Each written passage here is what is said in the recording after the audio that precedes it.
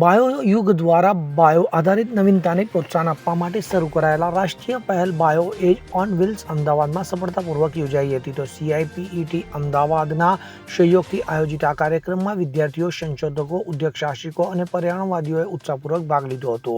તો આ કાર્યક્રમમાં ઇન્ટરેક્ટિવ પ્રદર્શનો, બાયો આધારિત ટેકનોલોજીના જીવંત પ્રદર્શનો, હાથથી પ્રવૃત્તિઓ અને પેનલ ચર્ચાઓનું આયોજન કરવામાં આવ્યું હતું. તો આ ઉપરાંત કમ્પોસ્ટેબલ પ્લાસ્ટિકના મહત્વ અંગે જાગૃતિ લાવવા માટે સેમિનારનું પણ આયોજન કરવામાં આવ્યું હતું.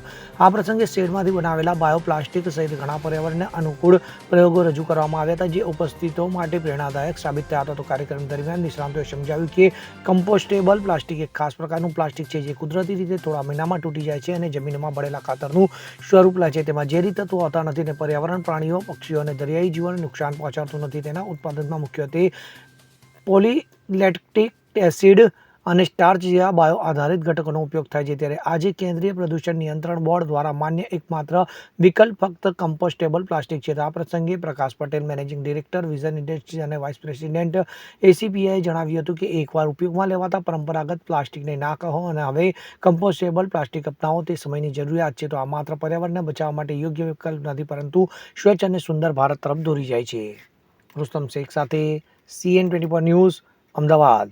હવે જુઓ દેશ દુનિયાની તમામ ખબરો તમારી આંગળીના ટેરવે. ઉઠાવો મોબાઈલ અને Google Play Store પરથી ડાઉનલોડ કરો અમારી CN24 ન્યૂઝ મોબાઈલ એપ.